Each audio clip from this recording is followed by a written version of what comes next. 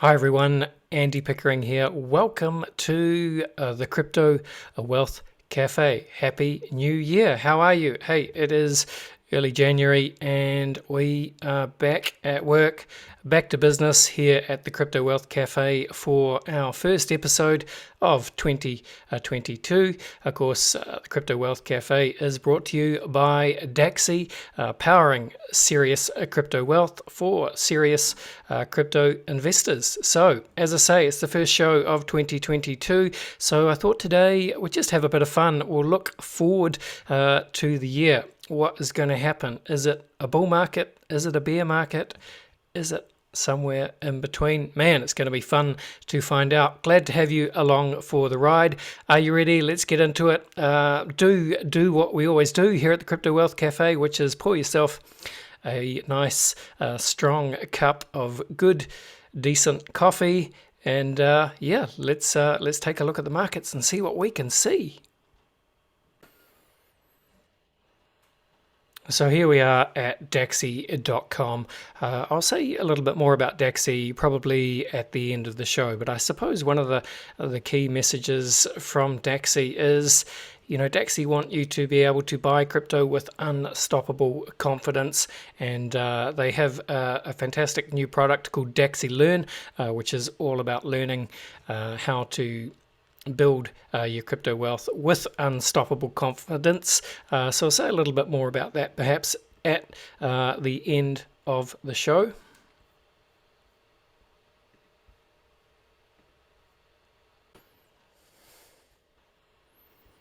But let's start with coin market cap. So if we just look at the top 10 coins, you can see what's going on. Bitcoin at around $42,678 US, Ethereum $3,232 US, and I mean, this is a little bit of a bounce, really. As you can see, Bitcoin got down to, around the 40,000 US price level. Ethereum got down to the 3,000 US price level. Really just a continuation of this downward trend that we've had really since November, since we hit those all-time highs back in November. Seems like a long time ago now, So here it is on the Bitcoin chart.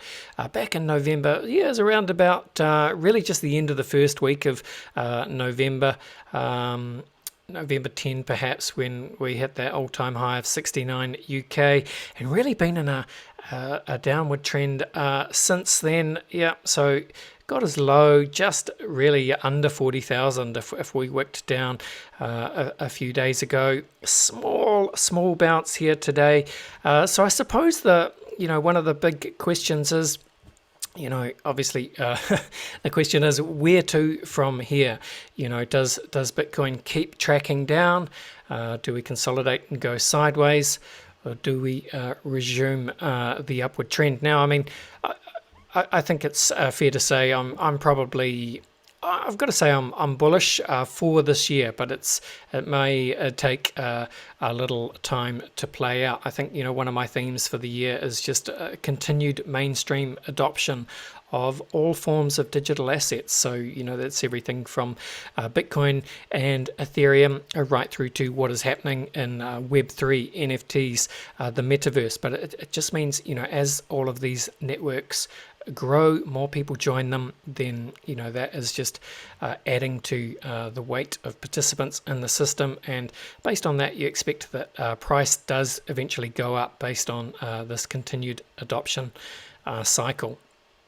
But I just wanted to touch on a couple of points from the Glassnode team. So they, in their on-chain analysis newsletter, which they published 2 days ago, they can see, they say that, Bitcoin investors, we had 6 consecutive red daily candles this week or last week, as the market really did sell off. And the reason for this, of course, is the hawkish policy signals that were coming out of the Federal Reserve in the US. And that's just based on what they call tapering, which means they're going to be pumping less money, less liquidity into the markets. So instead of quantitative easing, perhaps the theme would switch to quantitative tightening. which could and should mean less interest, if you like, in risk assets. And there's still perhaps a perception that Bitcoin and crypto is a risk asset. So that's probably that was the reason for the downward trend in the markets to start this year. But they also point out that we had this flush out in December, but since then, while there's not really too much indication of new retail participation in the markets, long-term holders, which you can see here, are continuing to hold their coins. So what this shows is the red is when long-term holders are selling or distributing their coins. The green is when long-term holders are continuing to accumulate their coins. So, we saw this kind of long-term accumulation pattern really from the beginning of 2018 through to really the beginning of 2021, and then at that first peak sort of early last year through to May, long-term holders did sell off. They distributed some coins, as they do when the price kind of hits that first new all-time high. That's what you would expect, but now long-term holders are holding again and accumulating again. So that's it's a good long-term signal. All right, fear and greed index. I mean, you can never take this too literally, but it's always interesting to see where it is sitting. Today, sitting at extreme fear 21.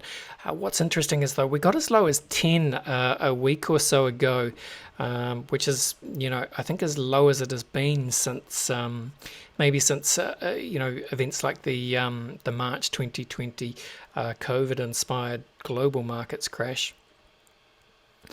What I thought was even more interesting is to compare the crypto fear and greed index, which is just kind of a sentiment gauge, right? It just says, what are people, what are the emotions that they are feeling. What's interesting here is really comparing the crypto fear and greed index from January 2022 to January 2021. So, and with Bitcoin effectively at the same price, US $40,000.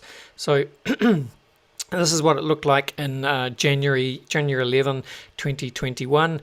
Bitcoin just around 40k, maybe just a bit under, and the market was feeling extreme greed. Everyone was very excited because Bitcoin was on the up, new all-time highs.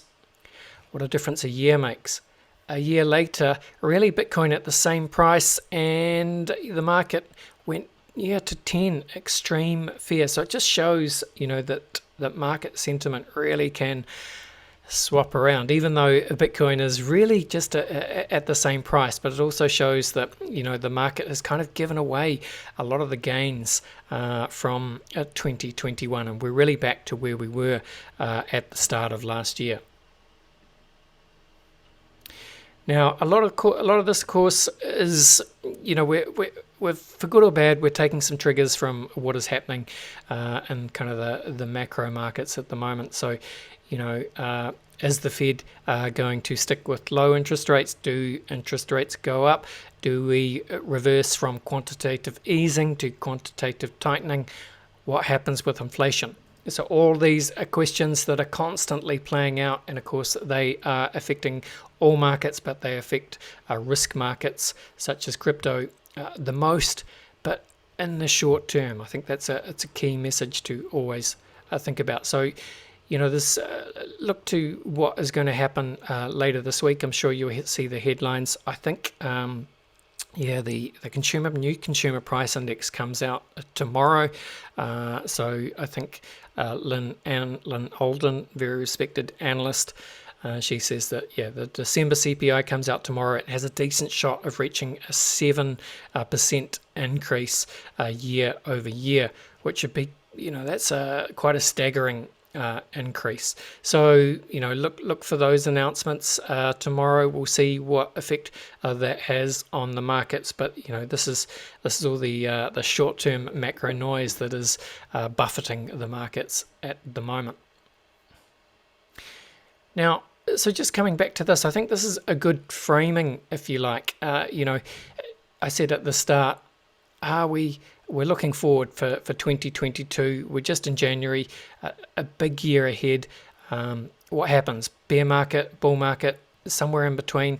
As I said, I think what I'm looking to see is just an increase in global adoption of digital assets, and if that continues, then I think the bull market continues, but it doesn't necessarily have to continue at the same pace as we saw at periods of time in 2021. Sometimes a slow gradual increase in price and user adoption over time, that's the best case for a kind of sustained long-term market rally. So I think Raoul Pal had a good thread on this. So he published this a few days ago, like January 8, when the market was really looking doom and gloom. But I think the key point here is, so Raoul says you can't use daily or weekly charts if your time horizon is years. You're either in this for network adoption over time, or you're a trader.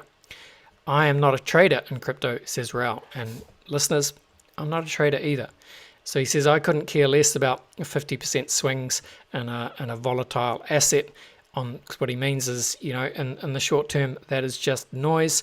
But if your time horizon is years, you can't be distracted by these short-term swings in a volatile asset.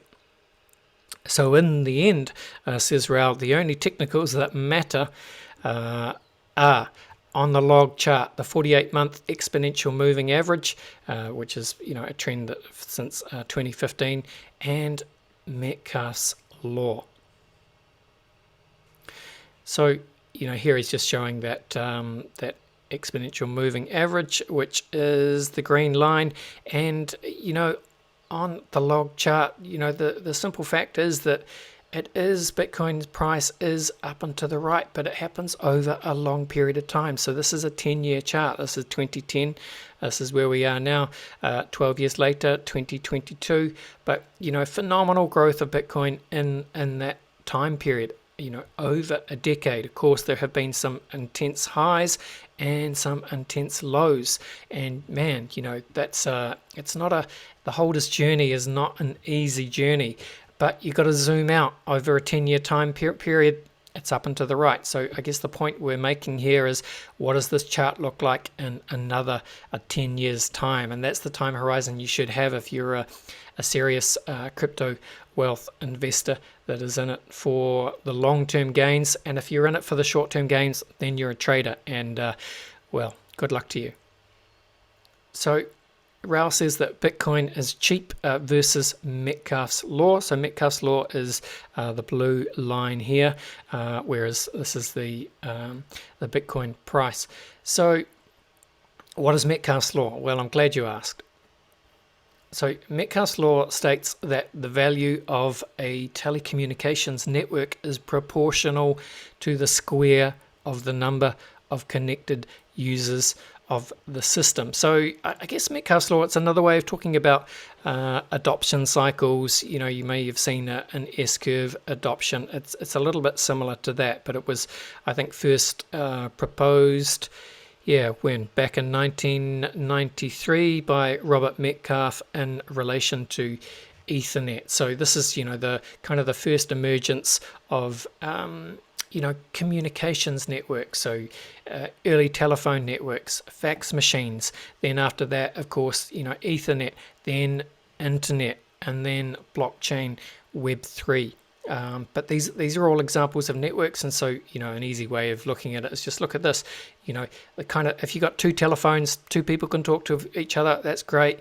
But the more people, if you got 1, 2, 3, 4, 5 people talking on the network, they can all talk to each other. That's more powerful. But once you got millions of people on a network, whether it's telephones, as I say, fax machines, cell phones, Ethernet, internet, or the Bitcoin blockchain, or Ethereum, the more people that are on those networks, the more powerful they become and the more valuable they are. I hope that made sense. All right, so again, it's the same thing. As more people join the network, that goes up and to the right, price follows. Simple as that, but over time.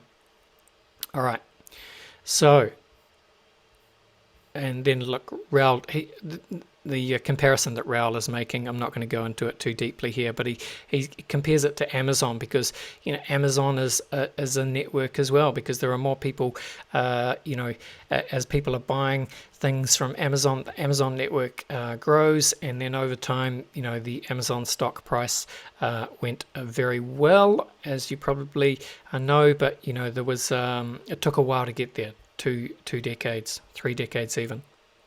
All right. So what does he say to conclude? Says Raul, in the end, it's all noise. The log chart is the truth, and that is in itself an approximation of Metcalfe's law. If it isn't noise to you, and this is a key point, your position is too big for your time horizon. So in other words, if you're freaking out about the price being down, it means you're either overexposed and you've got too much money in the market, or you're looking at things on too much of a short-term time horizon. Another way to think about this, of course, is you must understand that buying crypto, as my old mate Dave the Wave is he's a technical analyst, but I enjoy his perspectives on Twitter. But Dave had a good point here. So you got to understand that buying crypto involves speculation, which is inherently risky.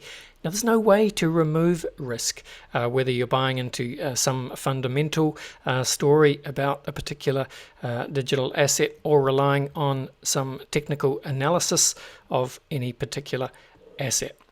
Everything involves a risk, and this is something you have to learn how to manage yourself. If you don't want risk, then it's simple. Don't speculate. Don't get involved. So, you've got to understand there's a certain amount of risk, but, if you want a certain amount of reward, that's the price you pay. To get the reward, you've got to take on a small amount of risk. So, again, and Dave says, going for a walk in the park or a walk in a battle zone are two different kinds of activities. Both involve risk. It's just, different levels of risk. But, of course, the reverse is also too. You can make a mistake by not taking on enough risk. You can be too timid, and then you don't get the opportunities to access those rewards. But of course, the correct risk reward ratio, if you like, is different for everyone, because everyone has a different position, different set of circumstances, background, all that stuff. But if you're a smart person, you can eventually work out this stuff for yourself. But I guess the key point is, you got to have a little bit of skin in the game in the markets and have a long-term time horizon. All right. So well, here we go. So just talking about this again, another perspective. So I don't know who this is, Saquon Barkley. So New York Giants running back, 26. He's got 500,000 followers on Twitter. So yeah, this guy is a reasonably high-profile American athlete. He's an American football guy. Now, the reason we're talking about him is, there's this growing trend, particularly in the US, for sports stars to start getting paid in Bitcoin. So this just kind of speaks back to this narrative of growing mainstream adoption, right? When you're starting to get mainstream sports stars taking their salaries in Bitcoin and telling people about it, that the Overton window has opened. People are prepared to talk about it. So he's got some great points here. So Mr. Barkley says, I want my career earnings to last generations. The average NFL career is 3 years, and inflation is real. Saving and preserving money over time is hard. So in today's world, how do we save? That's why I believe in Bitcoin. He says almost all professional athletes make the majority of their career earnings in their 20s, but with a lack of education and inaccessible tools and inflation, a sad reality is that many of those pro athletes become bankrupt later on because they They don't no one taught them financial literacy, so they just frittered their money away. Whereas Mr. Barkley says that Bitcoin is a proven, safe, global, open system that allows anyone to save money. It's an accessible asset. Anyone reading this, of course, has access to Bitcoins, and this is why for his endorsements, Mr. Barkley gets them to pay him in Bitcoin, because he believes that Bitcoin will appreciate over the long term. Again, it's just having that long-term time horizon. It's probably going to do better than having your money in the bank. But again, you got to make that right risk assessment. You might not have all of your money in Bitcoin, but you might have a little bit. Doesn't matter. Is it 1%, 2%, 5%? Something like that is probably going to do better than being in the bank. And just amazing to see, as I say, US professional athletes jumping on the pay me in Bitcoin trend. All right. Is there another side of this? We've got to be fair and balanced. I can't believe I said fair and balanced, but what I mean is we've got to show the other side of this. There is risk involved. Is there a downside? Of course, there can always be a downside. That's why we try and have that long-term time horizon, because in the short term especially, there can be a downside. We don't know what will happen in 2022. Could be further downside. So, one way of looking at this is, Josh Wolf of Lux Capital, he's a big VC guy. He says that the To the Moon crash is coming. So what he's talking about is, meme stocks, crypto assets, Tesla, anyone that has a kind of investment narrative based on To the Moon. Is that market over exuberant? Is it a bubble? Do we need some air to come out of those markets? He says potentially yes. So this is an article on Vice, but I think I may have talked about this before. But so Josh put out a really good investor letter at the end of last year, in which he talks about the importance of heightened humility in times like these, and cautiously cataloguing an excess of excesses. It's quite nice language. So, he's kind of talking about what an incredible year in markets 2021 was, and just looking out for, signs of overheated market froth. And then he says, so he's writing this in November, time travel with us a year hence. So look forward to November 2022. Which of the two paragraphs below do you expect to be true at the end of 2022? So, option one is 2022 was another remarkably incredible year, and a reminder of what achievement humankind is capable of. The virus is eradicated. We all went back to work in record numbers. Unemployment hit historic lows. LPs saw another 50% year of returns. Crypto continued to rise, nearly triple digits, as a new generation saw it as a sound alternative to gold and fiat currencies. So, he's just saying hypothetical. That's kind of the bull case, right? What's the bear case? He writes that 2022 was a punch in the face. We are reminded of the importance of humility and how small events can trigger giant consequences. This was widely appreciated when the source of the Black Wednesday stock exchange hack that crippled global capital markets was actually found to be the result of a viral challenge on TikTok, won by 3 17-year-olds in the Philippines. Investors suffered heavy losses from a rush to the exits. What else does he say? It also underscores the importance of not overreacting, as US Cyber Command, following tips from Twitter that it was a coordinated attack from IP addresses in Russia, China and Iran, was led to advise the Pentagon to send new carrier groups to Taiwan. Crikey. So what does he say about crypto? Yes, rolling blackouts send Bitcoin down 50%, with protests in the streets for coal to come back online so holders could access their digital assets. So look, it's fun stuff, and obviously he's being a provocative. He's being a provocateur, and he says himself that our own forecast is that our Q3 2022 letter will fall between these two streams of imaginative possibility. Point being, you know, you've got to be prepared for upside, but also be aware that downside is just as likely a possibility, particularly on the short term. But that's why if you do have that long-term time horizon, that will help you emotionally weather the storm if we do get that downside, which of course we hope we don't, but you know, you don't know. All right, let's start to finish off.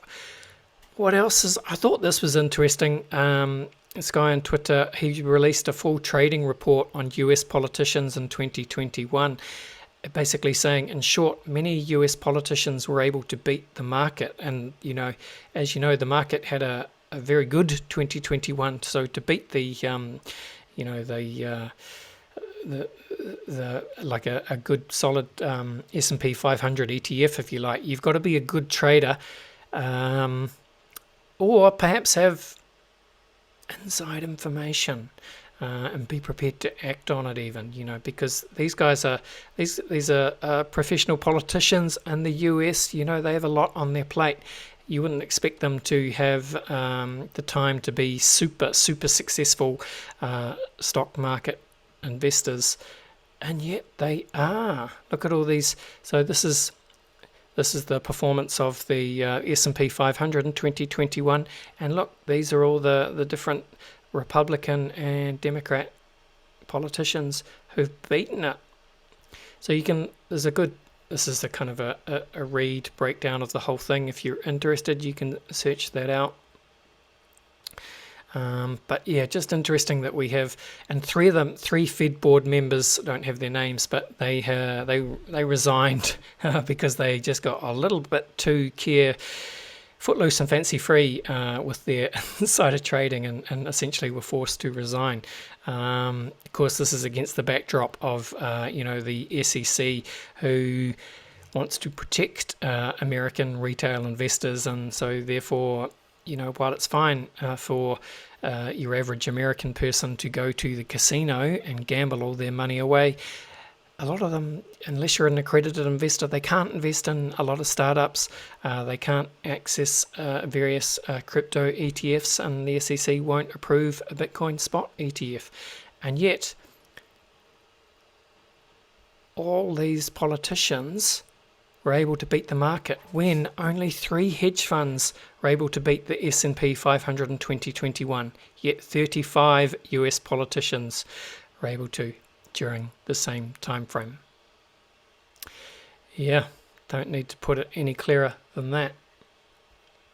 Well, if you do, here's a good meme. Warren Buffett says no one can say when a stock will go up or down. That's cute, says Nancy Pelosi.